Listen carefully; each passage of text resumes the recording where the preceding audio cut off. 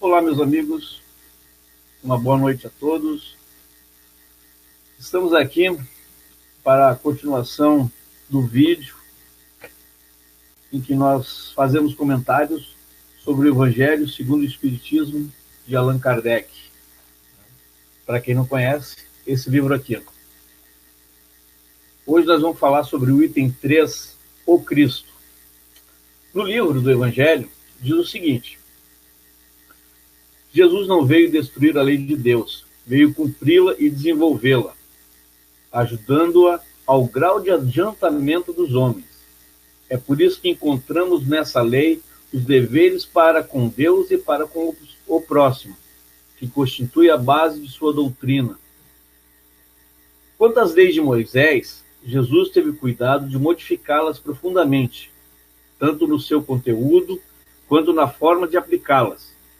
Combateu os abusos das falsas interpretações e das práticas exteriores, ou seja, rezas longas, cheias de rituais, com palavras repetidas e sem nenhum sentimento vindo do coração. Jesus reformou radicalmente as leis de Moisés, resumindo-as nas seguintes palavras: amar a Deus sobre todas as coisas e ao próximo como a si mesmo. E ainda acrescentou: está aí o resumo de toda a lei e de tudo que os profetas vieram ensinar antes de mim. Jesus disse: o céu e a terra não passarão antes que tudo que está na lei seja totalmente cumprido. Ao falar assim, ele quis dizer que nem o mundo espiritual, nem o mundo material se tornarão melhores, sem que exista uma perfeita harmonia entre os homens e os espíritos. É preciso que a lei de Deus seja praticada plenamente na terra, em toda a sua pureza e com toda a sua consequência. De que adiantaria estabelecer uma lei para privilegiar alguns homens ou até mesmo um único povo? Todos os homens, sendo filhos de Deus, recebem dele, sem distinção, a mesma dedicação. O papel de Jesus não foi somente o de um legislador moralista, que utilizou apenas a autoridade de sua palavra. Ele veio trazer vários ensinamentos aos homens, cumprindo assim as profecias que anunciaram a sua vinda. Sua autoridade vem da natureza excepcional de seu espírito e de sua missão divina. Entre tantas coisas, Jesus veio ensinar que a vida definitivamente não está na terra, e sim no plano espiritual. Ele veio mostrar também os caminhos que conduzem o homem até esses planos e a maneira de se reconciliar com Deus, para que o retorno ao plano espiritual após o desencarne se dê em uma condição melhor. Preveniu sobre as coisas que iriam acontecer para que os destinos da humanidade pudessem se cumprir. Entretanto, Jesus não pôde transmitir todo o seu conhecimento, pois os homens ainda não estavam preparados para recebê-lo. Assim, limitou-se a lançar a ideia das coisas que ainda não podiam ser compreendidas, para receber as verdades de forma completa. O espírito humano precisaria adquirir certo grau de maturidade. Caberia à ciência contribuir para que essas ideias pudessem ser reveladas. Portanto, era preciso dar um tempo para que a ciência progredisse. Pois bem, isso é o que está no Evangelho segundo o Espiritismo, né, sobre o Cristo.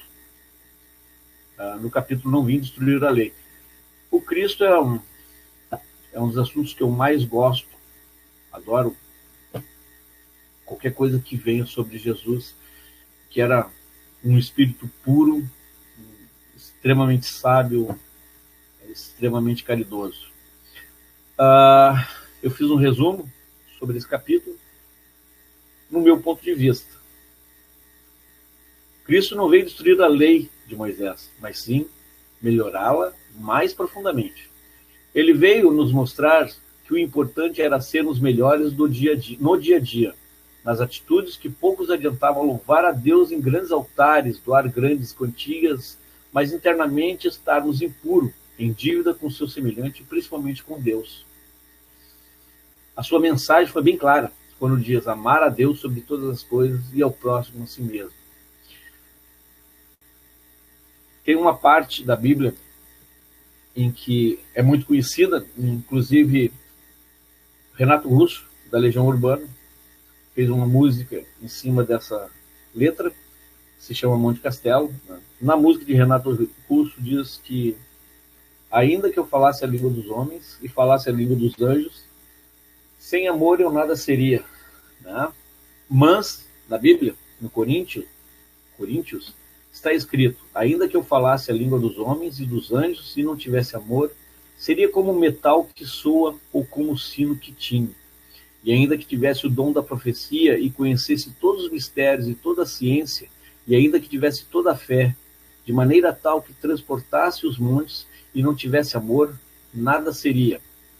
E ainda que distribuísse toda a minha fortuna para o sustento dos pobres, e ainda que entregasse o meu corpo para ser queimado e não tivesse amor, nada disso me aproveitaria.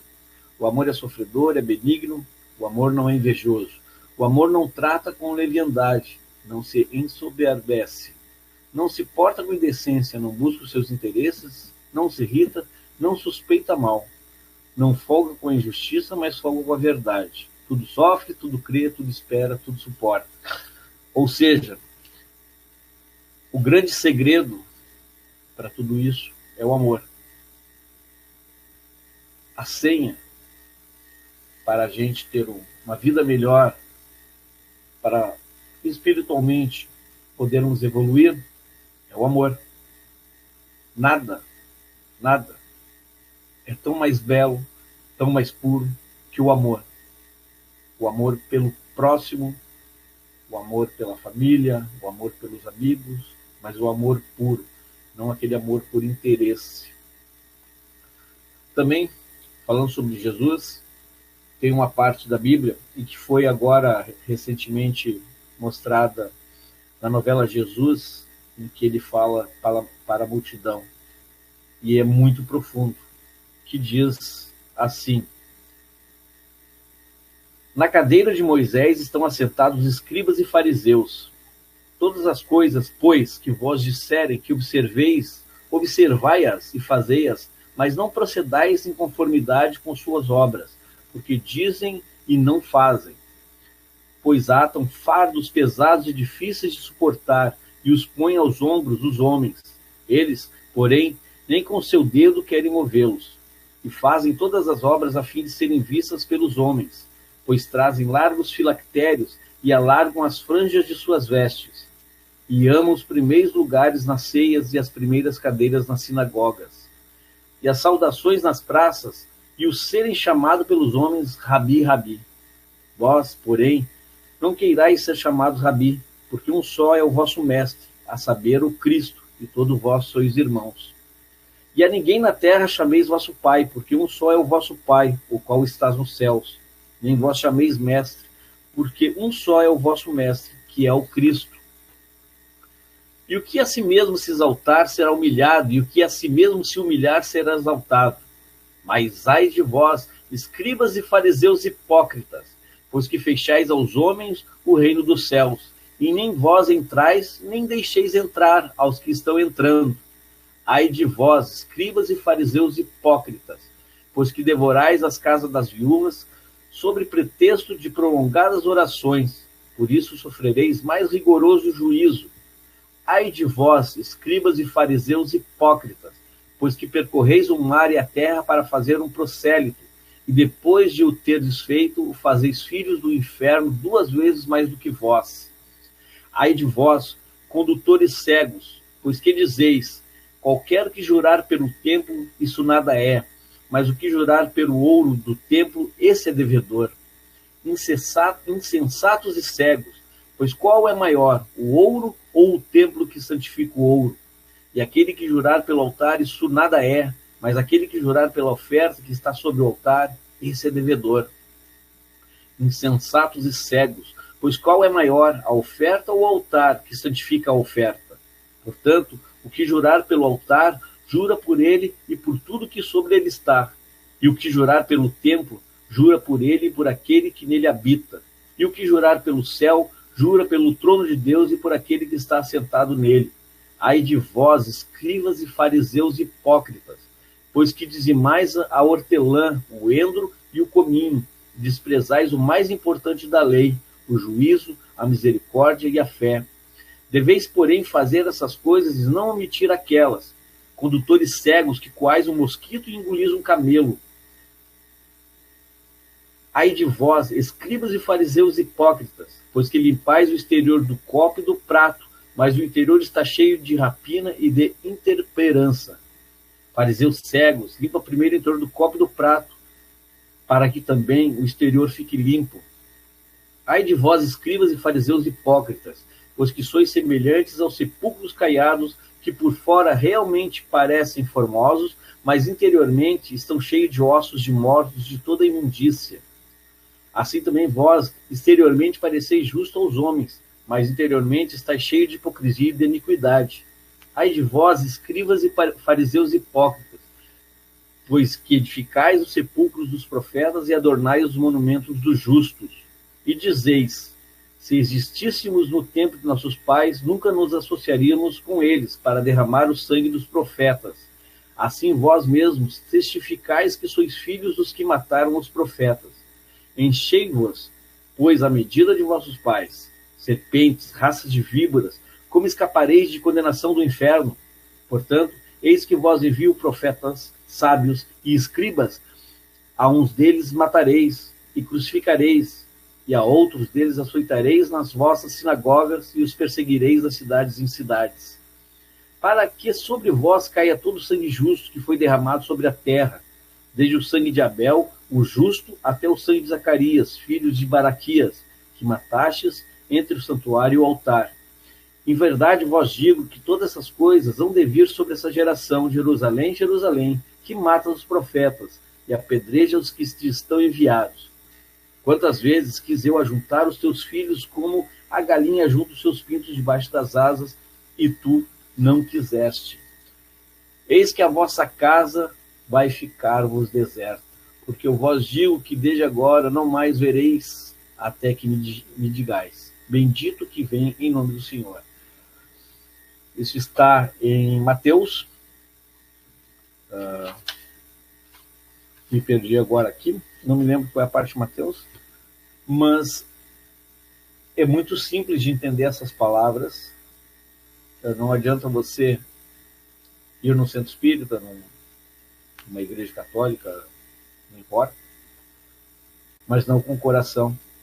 Vai só com material, vai lá, pede perdão, dá uma doação para casa, mas quando sai de lá, continua a mesma coisa.